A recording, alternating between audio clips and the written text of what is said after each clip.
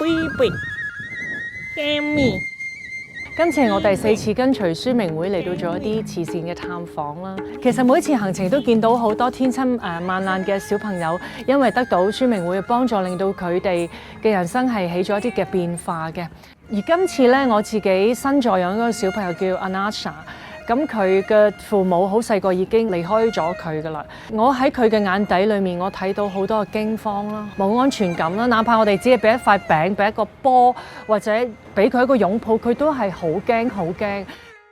Alicia 每一朝都係食呢啲用小麥做嘅一啲薄餅啦，咁同埋飲一啲清水。咁其實每一朝都食咁樣嘅嘢，同埋份量係好少嘅。其實營養係好唔夠，你可以睇到 Alicia 其實好瘦咯嚇。咁所以我非常希望我哋助養咗佢之後，佢有讀書嘅機會，佢可以喺群體嘅生活裏面可以接觸多啲人同埋事，令佢對人係慢慢建立一種愛同埋信任。希望下次再見到佢嘅時候，佢隻眼唔係淨係再係見到 insecure 同埋見到恐慌，而係睇到愛同埋信任。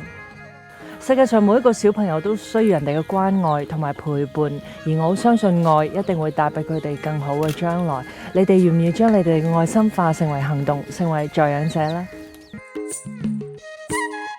喺尼泊爾短短5天嘅時間，握咗好多隻充滿泥漿嘅手，見到好多個熱烈嘅笑容。呢啲小朋友天真萬爛，望到佢嘅時候係冇可能唔愛佢哋嘅。好多時候，我哋香港人喺豐富物質之下，就喺物質裏邊埋藏咗我哋愛心。但有機會喺尼泊爾呢個地方，我哋再一次見到原來係有好多小朋友係值得我哋愛、值得我哋關心嘅。所以喺呢5天之中，俾一個好嘅機會，讓我哋反省到底我餘下人生到底點樣用我時間、用我金錢，而你又點樣用你時間、點樣用你金錢呢？助養兒童嘅快樂，簡直係打從心底裏面湧出嚟。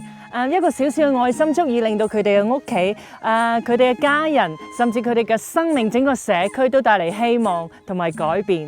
希望你同我哋一樣，能夠加入呢個助養者嘅行列。耶！